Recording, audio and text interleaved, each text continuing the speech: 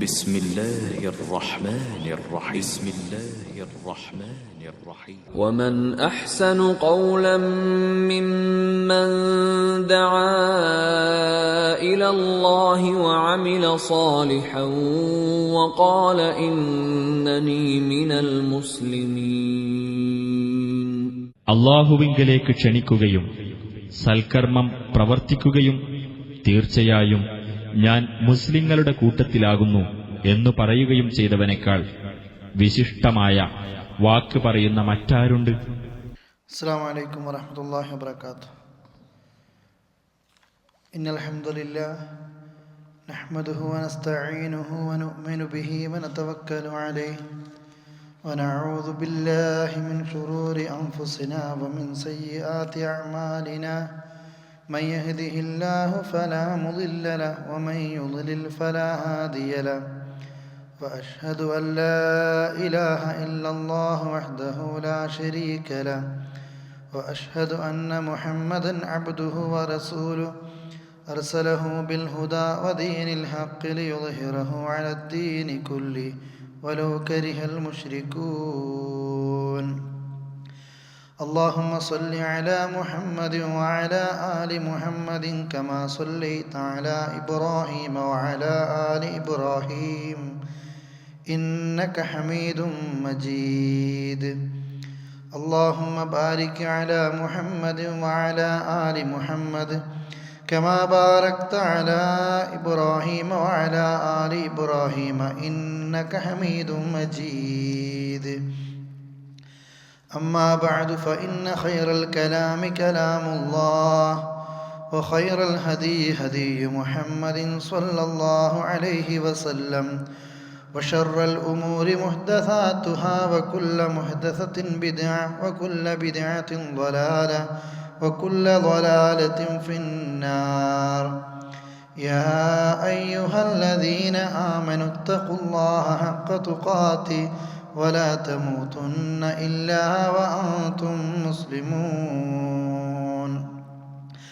أعوذ بالله من الشيطان الرجيم. يا أيها الذين آمنوا لا تتخذوا اليهود والنصارى أولياء بعضهم أولياء بعض ومن يتولهم منكم فإنه منهم إن الله لا يهدي القوم الظالمين. സ്നേഹമുള്ള സഹോദരി സഹോദരങ്ങളെ, പ്രിയം നിറഞ്ഞ സുഹൃത്തുക്കളെ, അള്ളാഹുവിൻ്റെ ദീന് പഠിക്കാൻ ഒരുമിച്ചിരിക്കുന്ന നമ്മെ അവൻ്റെ സ്വർഗ പൂങ്കാവനത്തിനും ഒരുമിച്ച് കൂടാനുള്ള തൗഫീഖ് നമുക്ക് നൽകി അനുഗ്രഹിക്കുമാറാകട്ടെ.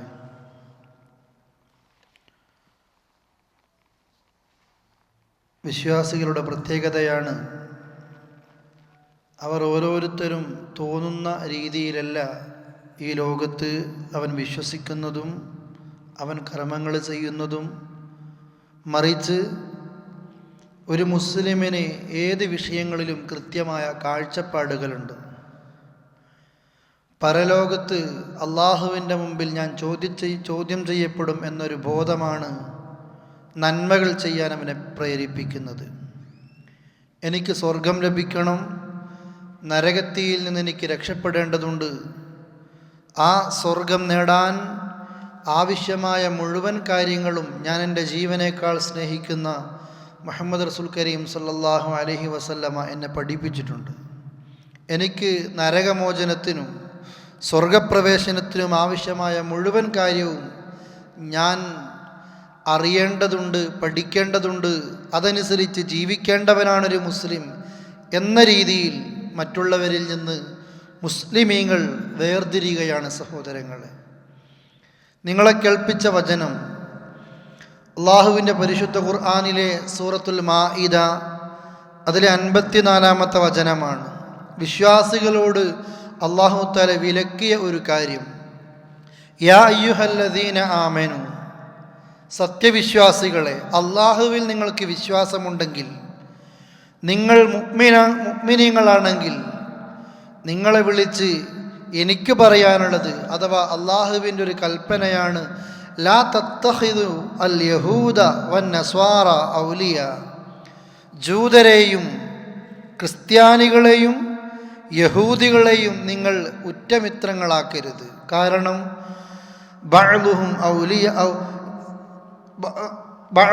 ഔലിയ അവരിൽ ചിലർ നിങ്ങൾക്കെതിരെ, മുസ്ലിമീങ്ങൾക്കെതിരെ ഒന്നിക്കാൻ അവർ പരസ്പരം ഉറ്റമിത്രങ്ങളാണ്. ചിലർ ചിലരിൽ ഉറ്റമിത്രങ്ങളായി വർത്തിക്കുന്നവരാണ്. അതുകൊണ്ട് യഹൂദികൾ, ക്രിസ്ത്യാനികൾ അവരെ നിങ്ങൾ ഏറ്റവും അടുത്ത കൂട്ടുകാരായി സ്വീകരിക്കരുത്. അങ്ങനെ വമയ്യതവല്ലഹും മിൻകും, നിങ്ങളിൽ നിന്ന് ആരെങ്കിലും അവൻ്റെ വേഷങ്ങളിലോ അവൻ്റെ സംസാരങ്ങളിലോ അവൻ്റെ ആഗ്രഹങ്ങളിലോ ഒരു യഹൂദിയുടെയോ ക്രിസ്ത്യാനിയുടെയോ ചിന്തകൾ കൊന്നിച്ച് പോകാൻ ആരെങ്കിലും താല്പര്യം കാണിക്കുകയാണെങ്കിൽ ഫഇന്നഹു മിൻഹും, അവനും അവരിൽപ്പെട്ടവനാണ്, ആ മുസ്ലിമും അവരിൽപ്പെട്ടവനാണ്. അതുകൊണ്ട് ഇന്നല്ലാഹ ലാ യഹ്ദിൽ ഖൗമൽ ളാലിമീൻ, അല്ലാഹു തആല അക്രമം ചെയ്യുന്ന ആളുകൾക്ക് ഒരിക്കലും ഹിദായത്ത് നൽകുന്നതല്ല. അള്ളാഹുവിൻ്റെ കർശനമായൊരു നിർദ്ദേശമാണ്, ജൂതൻ്റെ വഴിയിലേക്ക് നിങ്ങൾ പോകരുത്, നസ്രാണിയുടെ വഴിയിലേക്ക് നിങ്ങൾ പോകരുത്, അതുപോലെ തന്നെ ആ മാർഗത്തിലേക്ക് നിങ്ങൾ പ്രവേശിച്ചുകൊണ്ട് അവരെ ഉറ്റമിത്രങ്ങളാക്കി സ്വീകരിക്കരുത്. അങ്ങനെ ചെയ്താൽ മുസ്ലിമേ നീയും അവരിൽപ്പെട്ടവനാകുമെന്ന് അള്ളാഹുവിൻ്റെ താക്കീതാണ് വരുന്നത്. മറ്റൊരു ആയത്തിൽ കാണാം, നിങ്ങൾ ഇതൊക്കെ ചെയ്യുന്നുവെങ്കിലും വലൻ തർള അൻകൽ യഹൂദു വലൻ നസ്വാറ, ജൂതരിൽ നിന്ന് നിങ്ങൾ മാറി നിൽക്കണം, നസ്രാണിയിൽ നിന്ന് മാറി നിൽക്കണം. ആദർശത്തിലോ പെരുമാറ്റത്തിലോ സ്വഭാവത്തിലോ വേഷത്തിലോ സംസാരത്തിലോ ഒന്നിലും അവരെ സ്വീകരിക്കരുത് എന്ന് നിങ്ങൾ പഠിച്ച് മാറി നിന്നാലും വലൻ തർള അൻകൽ യഹൂദു വലൻ നസ്വാറ, ഒരു ജൂതനോ ഒരു ക്രിസ്ത്യാനിയോ മുസ്ലിമെ നിന്നെക്കുറിച്ച് അവന് ഇഷ്ടമുണ്ടാകില്ല, തൃപ്തി ഉണ്ടാകില്ല. ഹത്താ തത്തബിഅ മില്ലതഹും, നീ അവൻ്റെ മാർഗം പിൻപറ്റുന്നത് വരെ ജൂതന് നിന്നോട് ഉറപ്പായിരിക്കും. ജൂതൻ കൊണ്ടുവന്ന ആചാരത്തിൽ, ക്രിസ്ത്യാനി കൊണ്ടുവന്ന ആചാരത്തിൽ നീ ചേർന്ന് കഴിയുമ്പോഴാണ് അവർക്ക് സന്തോഷമുണ്ടാകുന്നത്. അതുവരെ നിന്നോട് കുടിപ്പകയായിരിക്കുമെന്ന് അള്ളാഹുവിൻ്റെ ഖുർആൻ പഠിപ്പിക്കുന്നു. ദിനേന എന്നോണം സൂറത്തുൽ ഫാത്തിഹയിൽ നമ്മൾ പ്രാർത്ഥിക്കുന്നു, അല്ലാഹുവേ ഇഹ്ദിന സിറാത്തുൽ മുസ്തഖീം, നേർവഴിയിൽ നീ ഞങ്ങളെ നയിക്കണേ. സിറാത്തുല്ലദീന അൻഅംത അലൈഹിം, നീ അനുഗ്രഹിച്ചവരുടെ വഴിയിൽ. ഗൈറിൽ മഗ്ദൂബി അലൈഹിം, ജൂതന്റെ വഴിയിൽ ചേർക്കരുതേ റബ്ബേ. നിന്റെ കോപത്തിന് വിധേയനായ ജൂതന്റെ മാർഗത്തിൽ എന്നെ ചേർക്കരുതേ റബ്ബേ. വലദ്ദാലീൻ, പിഴച്ചുപോയ നസ്രാണിയുടെ മാർഗത്തിൽ നീ എന്നെ ചേർക്കരുതേ എന്ന് പ്രാർത്ഥിക്കുന്നു. അതിലേക്ക് ചേരരുതേ എന്ന് അള്ളാഹുവിൻ്റെ ഖുർആൻ നിർദ്ദേശം നൽകുന്നു. ആ ജൂതനും ക്രിസ്ത്യാനിക്കും നീ അവരിലേക്ക് ചേരുന്നത് വരെ നിന്നെക്കുറിച്ച് ഇഷ്ടമുണ്ടാകില്ല, തൃപ്തി ഉണ്ടാകില്ല എന്ന് അള്ളാഹുവിൻ്റെ ഖുർആൻ പഠിപ്പിക്കുന്നു. മുഹമ്മദ് മുസ്തഫ സല്ലല്ലാഹു അലൈഹി വസല്ലം പറയുന്നു, ലതത്തബിഅന്ന സുനന മൻ കാന ഖബലകും ശിബ്റൻ ബിശിബ്രിൻ വദിറാഅൻ ബിദിറാഇൻ, ചാണിന് ചാണായും മുഴത്തിന് മുഴമായും ജൂതന്റെ കാലടിപ്പാടുകൾ നീ പിൻപറ്റുന്നത് വരെ നീ ആ നിലക്ക് പിൻപറ്റുക തന്നെ ചെയ്യും. ചെരുപ്പിൻ്റെ ഒരു ഭാഗം മറ്റേ ചെരുപ്പിനോട് ഏതുപോലെ യോജിക്കുന്നുവോ, ജൂതൻ നടന്ന മുന്നിലൂടെ ജൂതൻ നടക്കുമ്പോൾ, മുന്നിലൂടെ ക്രിസ്ത്യാനി നടക്കുമ്പോൾ ആ ക്രിസ്ത്യാനിയുടെ കാലടിപ്പാടുകൾ പതിഞ്ഞ ഭാഗത്ത് കൂടി നിന്റെ കാൽപാദങ്ങൾ വെക്കും ഈ ഉമ്മത്ത് മുഹമ്മദ് മുസ്തഫ സല്ലല്ലാഹു അലൈഹി വസല്ലമയുടെ ഉമ്മത്തിൽപ്പെട്ട മുസ്ലിം. അത്രത്തോളം ജൂതരോട് നിങ്ങൾ യോജിക്കുമെന്ന് അള്ളാഹുവിൻ്റെ റസൂൽ താക്കീത് നൽകുകയാണ്. ചേരരുതേ, അവരെ കൂട്ടുകാരായി സ്വീകരിക്കരുതേ എന്ന് പഠിപ്പിച്ച അള്ളാഹുവിൻ്റെ ഖുർആൻ, ആ ഖുർആനിൻ്റെ അനുയായികളിൽ നിന്ന് ഒരു വിഭാഗം ആളുകളെക്കുറിച്ച് റസൂൽ കരീം സല്ലല്ലാഹു അലൈഹി വസല്ലമ കാലങ്ങൾക്ക് മുമ്പ് പറയുകയാണ്, എൻ്റെ ഉമ്മത്തിൽപ്പെട്ട ആളുകൾ ലതത്തബിഅന്ന സുനന മൻ കാന ഖബലകും, നിങ്ങളിൽ മുമ്പ് കഴിഞ്ഞു പോയ ഈ ജൂതൻ്റെയും ക്രിസ്ത്യാനിയുടെയും ആചാരങ്ങൾ മുഴുവനും നിങ്ങളിൽപ്പെട്ട ആളുകൾ സ്വീകരിക്കും. വേറൊരു ഹദീസിൽ കാണാം, ആ ജൂതൻ ഒരു ഉമ്മയെ വ്യഭിചരിച്ചാൽ ഈ ഉമ്മത്തിൽപ്പെട്ട വ്യക്തിയും തന്നെ ഉമ്മയെ വ്യഭിചരിക്കും. വഴിയോരത്ത് വെച്ച് ആളുകൾ നോക്കി നിൽക്കെ വ്യഭിചരിച്ചാൽ ഈ ഉമ്മത്തിൽപ്പെട്ട ആളുകളും അത് ചെയ്യും. ഇന്ന് സൈറ്റുകളിലും ലോകത്തും ബുക്കുകളിലുമെല്ലാം സ്വന്തം രക്തബന്ധങ്ങളിൽ, സ്വന്തം കുടുംബ ബന്ധങ്ങളിൽ ആണും പെണ്ണും എങ്ങനെ ഈ നിലക്ക് അവിഹിതമായ വേഴ്ചയിൽ ഏർപ്പെടാമെന്ന് ലോകത്ത് ഇവർ പഠിച്ചു പ്രചരിപ്പിച്ചു. ഇന്നത് നടന്നുകൊണ്ടേയിരിക്കുകയാണ്. ഏത് വിഷയത്തിലും വേഷങ്ങളിൽ സ്വീകരിക്കുന്നത് ജൂതൻ്റെ നിർദ്ദേശമാണ്. പഠിക്കുന്ന പുസ്തകം തിരഞ്ഞെടുക്കുന്നത് ജൂതനിറക്കിയ പുസ്തകമാണ്. ധരിക്കുന്ന വേഷങ്ങളിലും സ്റ്റൈലുകളിലും സംസാരങ്ങളിലും സ്വഭാവങ്ങളിലും കഴിക്കുന്ന ഭക്ഷണം പോലും നിയന്ത്രിക്കുന്നത് പ്രിയപ്പെട്ടവരെ ഇസ്ലാമിൻ്റെ ബദ്ധവൈരികളായ ജൂതരെന്ന് പറയുമ്പോൾ ഇസ്ലാമിക രാജ്യങ്ങളിൽ പോലും അതിൻ്റെ സ്വാധീനങ്ങൾ ഉണ്ടായിക്കൊണ്ടേയിരിക്കുകയാണ്. ഇന്ന് പ്രിയപ്പെട്ട സഹോദരങ്ങളെ, ഈ വിഷയം നമ്മൾ ഗൗരവത്തോടുകൂടി മനസ്സിലാക്കേണ്ടതുണ്ട്. ഇന്നത്തെ ക്ലാസ്സിലും അടുത്ത ക്ലാസ്സിലും ഈ വിഷയവുമായി ബന്ധപ്പെട്ട് ഏതാനും ചിലത് നമുക്ക് മനസ്സിലാക്കേണ്ടതുണ്ട്.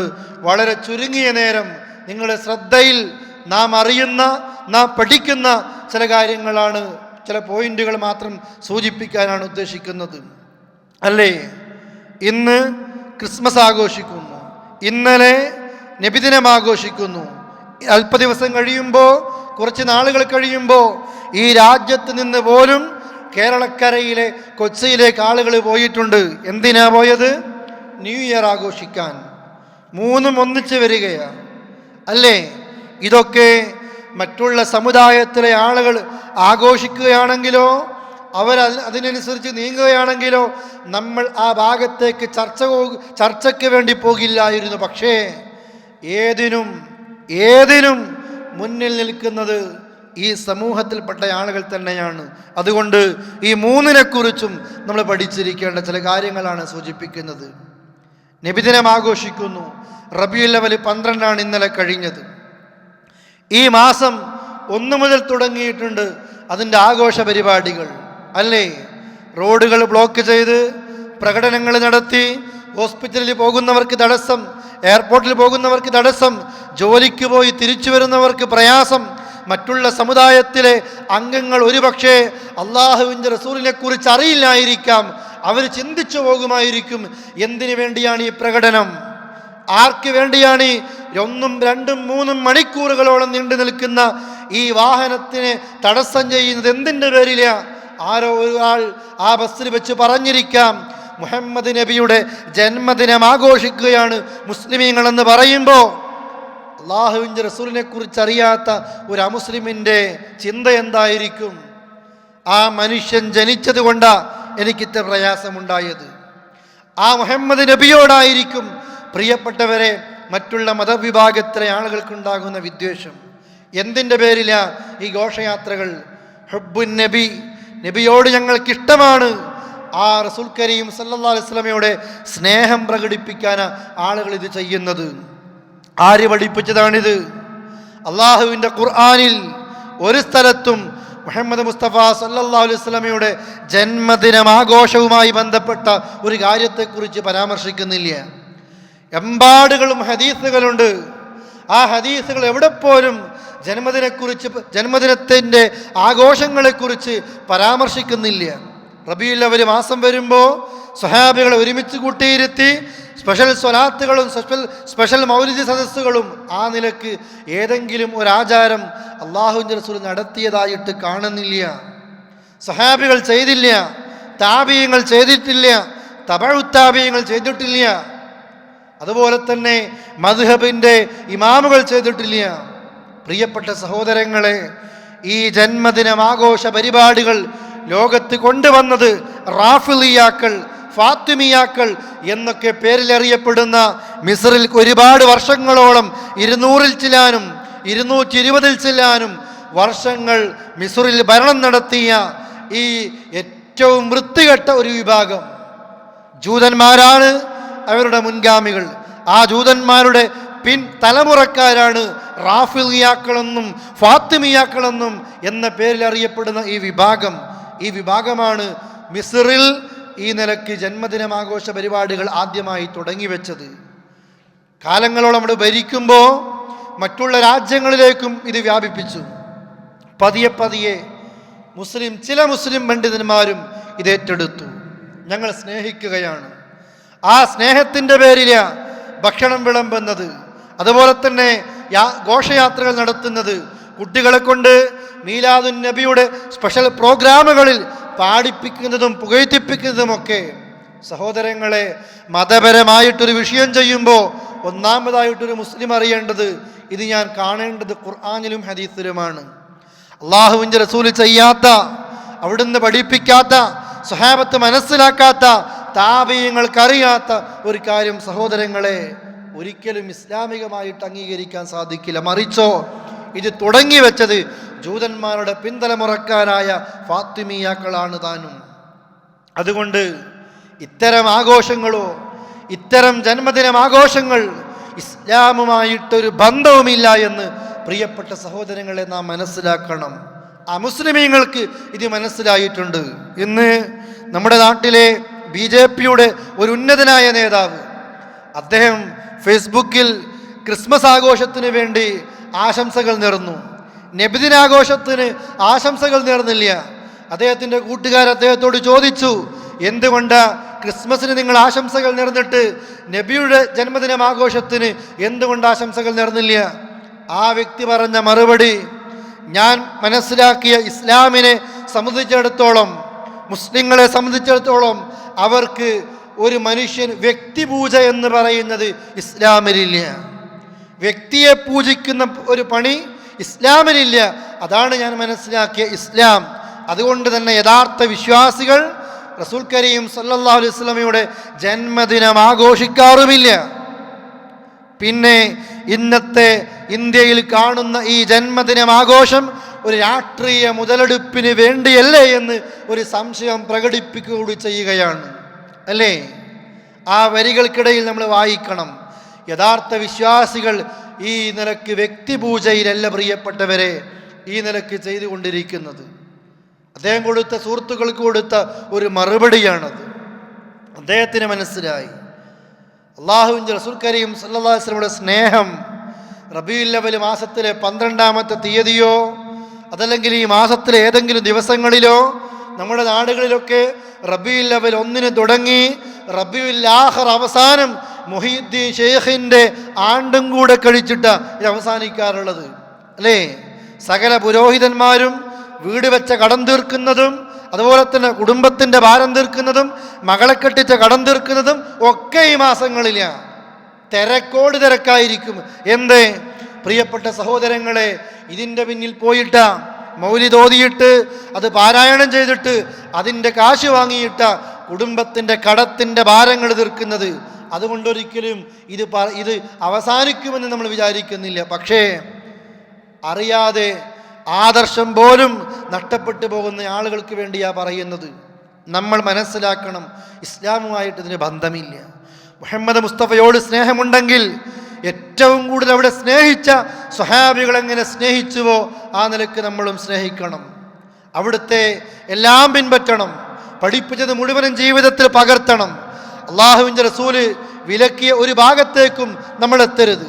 അതോടൊപ്പം തന്നെ അവിടുന്ന് ഏതൊക്കെ കാര്യങ്ങൾ നിർബന്ധമായി പഠിപ്പിച്ചുവോ നിർബന്ധത്തോടു കൂടി ചെയ്യണം, പ്രോത്സാഹിപ്പിച്ചുവോ അതിനെ ആ നിലക്ക് കാണണം. അത് ആ നിലക്ക് പ്രിയപ്പെട്ടവരെ അള്ളാഹുവിൻ്റെ റസൂലിനെ ഇത്തിബാഅ് ചെയ്യലിലൂടെയാണ് അവിടുത്തെ സ്നേഹിക്കേണ്ടത്. അല്ലാതെ ഏതെങ്കിലും ദിവസങ്ങളിലല്ല, ഏതെങ്കിലും മാസത്തിലല്ല. സഹാബികളോ റസൂലുള്ളാഹി അങ്ങനെ ചെയ്തിട്ടില്ല.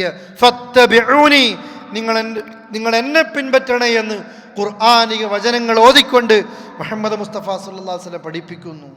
പക്ഷേ ഇന്ന് ജൂതൻ്റെയും ക്രിസ്ത്യാനിയുടെയും ആചാരങ്ങൾ കടമെടുത്തിട്ട് ഇത് ചെയ്യുന്നത്. എങ്ങനെ പ്രിയപ്പെട്ടവരെ, അല്ലേ? ഇന്ന് ക്രിസ്മസ് ആഘോഷിക്കുന്നു. ഈസാ നബിയുടെ ജന്മദിനമാണ് ഇന്ന് ആഘോഷിക്കുന്നത്. ഈസാ നബിയുടെ ജന്മദിനമാണ് ഇന്ന് ആഘോഷിക്കുന്നത്, അല്ലേ? ഈസാ നബിയും മുഹമ്മദ് മുസ്തഫ സല്ലല്ലാഹു അലൈഹി വസല്ലമയും ഈ സമൂഹത്തിലേക്ക് അവസാനം മുഹമ്മദ് റസൂലുള്ളാഹിയുടെ സത്യത്തിൻ്റെ സന്ദേശം പ്രചരിപ്പിക്കാൻ ഇനിയും ഈസ വരുമെന്ന് വിശ്വസിക്കുന്നവരാ മുസ്ലിമീങ്ങൾ. എന്തുകൊണ്ടാ ഇന്ന് ലോകത്തെവിടെയും മുസ്ലിമീങ്ങൾ ഈസാ നബിയുടെ ജന്മദിനം ആഘോഷം ക്രിസ്മസ് ആഘോഷിക്കുന്നത് കാണാത്തത്? എന്തുകൊണ്ട് വേർതിരിവുണ്ടാകുന്നു?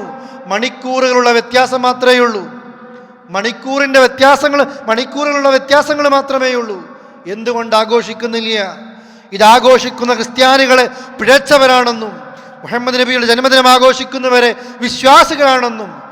എന്തേ പ്രിയപ്പെട്ടവരെ, ഒരു ഇരട്ടത്താപ്പ് അല്ലേ മുസ്ലിമീങ്ങൾക്ക് പറയാനുള്ളത്, വിശ്വാസികൾക്ക് പറയാനുള്ളത്?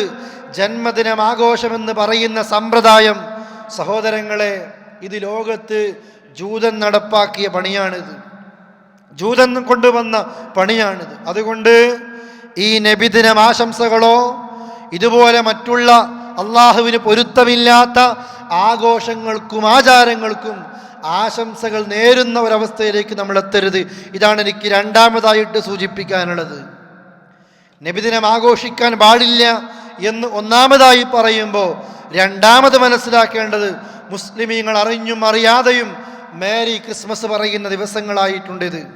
നാട്ടിൽ സ്കൂളിൽ പഠിക്കുന്ന മക്കൾ പോലും ഗ്രീറ്റിംഗ് കാർഡുകൾ അയക്കുന്ന സമയമാണിത്. മെയിലുകളിൽ, വാട്സപ്പുകളിൽ, മെസ്സേജുകളിലൊക്കെ ക്രിസ്മസിന് വേണ്ടി ആശംസകൾ നേരുന്നു. മദ്രസയിൽ പഠിപ്പിക്കുന്ന അധ്യാപകന്മാർ പോലും ചിലരെങ്കിലും പറയുന്നു, പോയി ഭക്ഷണം കഴിക്കേണ്ട, ഒരു ആശംസ നേർന്നതിന് കുഴപ്പമില്ല അല്ലേ? എന്ത് വിഷയത്തിന് വേണ്ടിയാ? അല്ലാഹു തആല ഒരു സന്താനത്തെ സ്വീകരിച്ചിരിക്കുന്നു എന്നതാണ് ക്രിസ്ത്യാനികൾ പറഞ്ഞ് പ്രചരിപ്പിക്കുന്നത് അല്ലേ? ആ വാക്കിൻ്റെ ഗൗരവം ആകാശം പൊട്ടിപ്പോകുമാറ് കനത്ത വാക്കാണത്. അള്ളാഹ്ക്ക് മോനുണ്ട് എന്ന് പറയുന്നത് പർവ്വതം വിറച്ചു പോകുന്നൊരു വാക്കാണത്. അള്ളാഹ് സന്താനത്തെ സ്വീകരിച്ചിരിക്കുന്നു എന്ന് പറയുന്നത്. അതിൻ്റെ പേരിൽ ഉടലെടുക്കുന്ന ഒരാഘോഷത്തിന് പ്രിയപ്പെട്ടവരെ എങ്ങനെയാ ഒരു മുസ്ലിം ആശംസകൾ നേരുന്നത്? എന്താ ആശംസ? നീ ആഘോഷിക്കുന്ന ഈ ആഘോഷത്തിന് എൻ്റെ മനസ്സുകൊണ്ട് ഞാൻ ആശംസകൾ നേരുകയാണ്. അതിൽ പങ്കെടുക്കുന്നത് പോലെയാ പറയുന്നത് അല്ലേ? ഒരു മുസ്ലിമിന് ഒരിക്കലും ചിന്തിക്കുക പോലും പാടില്ലാത്തൊരു വിഷയം സഹോദരങ്ങളെ, പാടില്ല. ഇതൊക്കെ ഒരു മതസൗഹാർദ്ദത്തിൻ്റെ ലേബലിലാണ് ഇതൊക്കെ വരുന്നത്. നിങ്ങൾ നോക്കൂ, നബിദിനമാകട്ടെ, അതുപോലെ തന്നെ പിന്നെ ഇതുപോലെയുള്ള ക്രിസ്മസ് ആഘോഷങ്ങളാകട്ടെ, ഇതൊക്കെ ഈ നിലക്കാണ് വരുന്നത്. ഒരു ഇന്നത്തെ പത്രത്തിൽ ഒരാൾ എഴുതി വെച്ചതാണ്. ആ ഹെഡിങ് വായിക്കുമ്പോൾ പോലും നമ്മൾ തെറ്റിദ്ധരിച്ചു പോകും. അദ്ദേഹം എഴുതി വെച്ചത് നബിദിനവും ക്രിസ്മസും തൊട്ടുരുമ്മി വരുമ്പോൾ എന്നൊരു ഭാഗം. ഇത് കേൾക്കുമ്പോൾ നമ്മൾ വിചാരിക്കും, നബിദിനം വരുമ്പോഴും ക്രിസ്മസ് വരുമ്പോഴും ഒരു മുസ്ലിം ജാഗ്രത പാലിക്കണം. അതിനെതിരെ ഈ ആഘോഷങ്ങൾ പാടില്ല, ഈ ആഘോഷങ്ങൾ ശരിയല്ല, സൃഷ്ടിച്ച സൃഷ്ടാവിനെ മാത്രം ആരാധിക്കണം, അവനോട് മാത്രം പ്രാർത്ഥിക്കണം.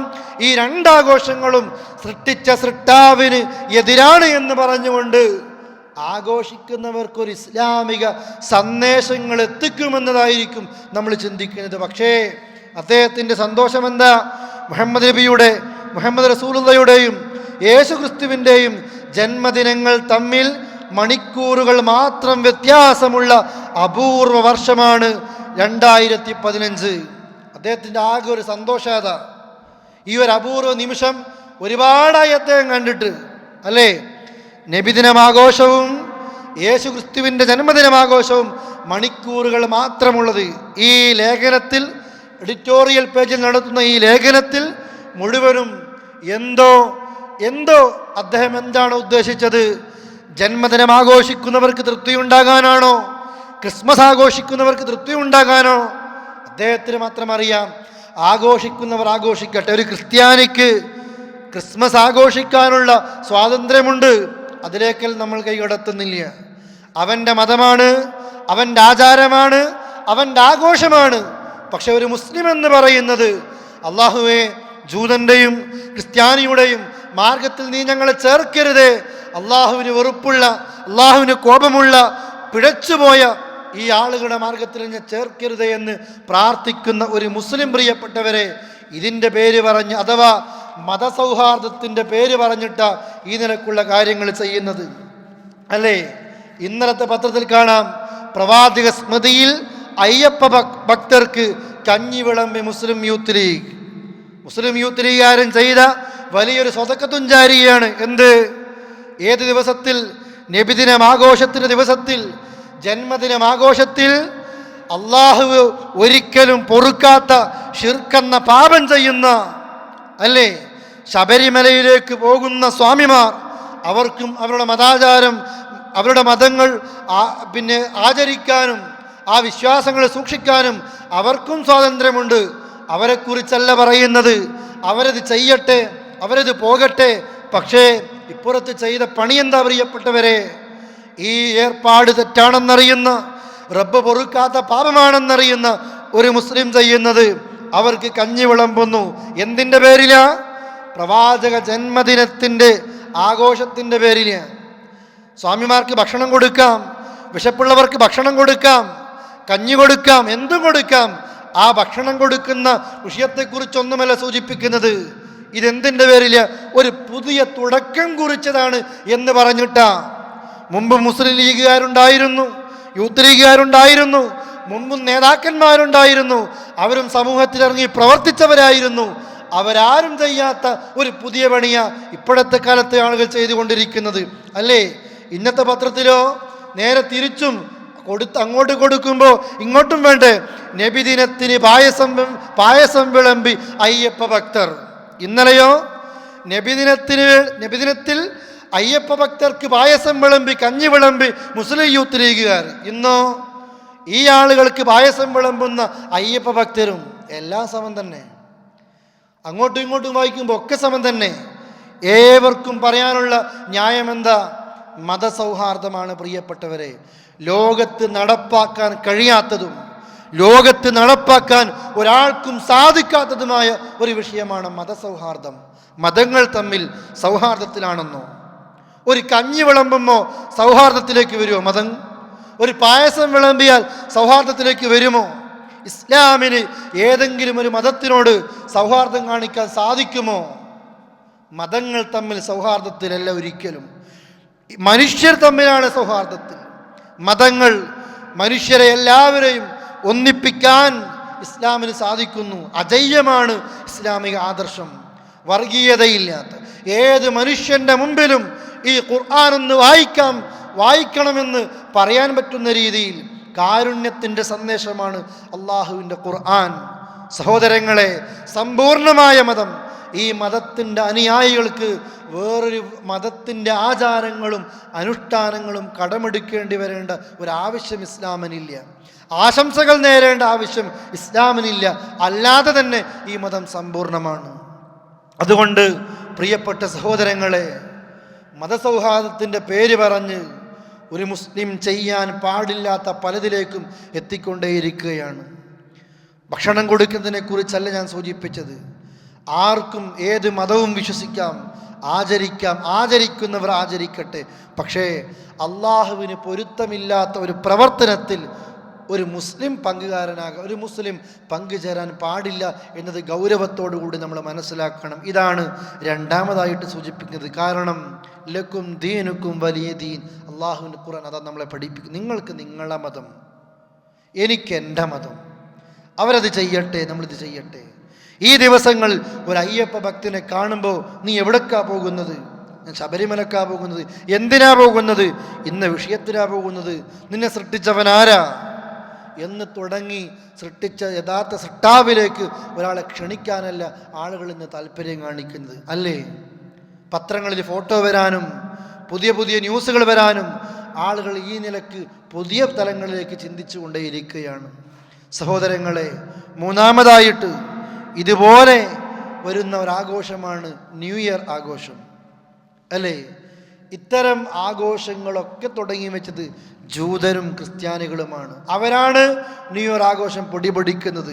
നമ്മുടെ നാട്ടിലും ആലുവ, മണപ്പുറത്തും കൊച്ചിക്കടലോരങ്ങളിലും ഒക്കെ പരസ്യമായി എല്ലാവിധ തോന്നിവാസങ്ങൾക്കും ലൈസൻസ് ലഭിക്കുന്ന ദിവസമാണ് ഈ ഡിസംബർ 31 രാത്രി. ഇപ്പോഴേ ആശംസകളൊക്കെ ഒരുക്കി വെച്ചിരിക്കുന്നു. ഇതൊരു മാർക്കറ്റിംഗാ. ഒരിക്കലും പ്രിയപ്പെട്ടവരെ തടുത്തു നിർത്താൻ സാധിക്കില്ലെന്നറിയാം.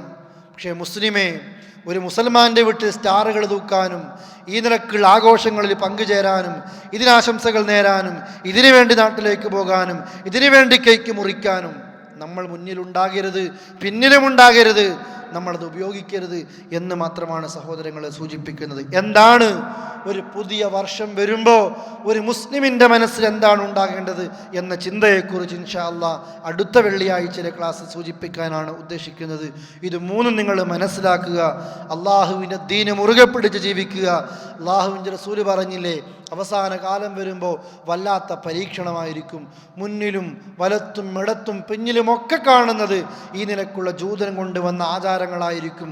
മുസ്ലിമീങ്ങൾ പോലും അറിയാതെ ആ ഒഴുക്കിൽ പെട്ടുകൊണ്ടേയിരിക്കും. അതുകൊണ്ട് വളരെ ഗൗരവത്തോടുകൂടി ഈ വിഷയത്തെ കാണുക. പ്രവാസികളെ, നാട്ടിലുള്ള കുടുംബക്കാർ, നമ്മുടെ മക്കൾ പഠിക്കുന്ന സ്ഥാപനങ്ങൾ പലപ്പോഴും ഇത്തരം ആഘോഷങ്ങളും ആചാരങ്ങളും കൊണ്ടുവരുന്നവരാണ്. മക്കളോട് പറയണേ, മക്കളോട് ഉപദേശിക്കണേ. കുടുംബത്തിന് താക്കീതും ഗൗരവസ്വരത്തിൽ താക്കീത് നൽകണേ എന്നുകൂടി സൂചിപ്പിക്കുന്നു. ഇങ്ങനെ അവസാനിപ്പിക്കുകയാണ്. അല്ലാഹു തആല നമ്മുടെ എല്ലാ സൽപ്രവർത്തനങ്ങളും സ്വീകരിക്കുമാറാകട്ടെ. അല്ലാഹുവിനെ ഫിർദൗസിൽ ഒരുമിപ്പിക്കുമാറാകട്ടെ. അല്ലാഹുമ്മ റബ്ബന ആതിനാ ഫിദ്ദുനിയ ഹസന വഫിൽ ആഖിറതി ഹസനത വഖിനാ അദാബന്നാർ തവഫനാ മുസ്ലിമീന വഅൽഹിഖ്നാ ബിസ്സാലിഹീൻ വൽഹംദുലില്ലാഹി റബ്ബിൽ ആലമീൻ. അസ്സലാമു അലൈക്കും വറഹ്മത്തുള്ളാഹി വബറകാതുഹു.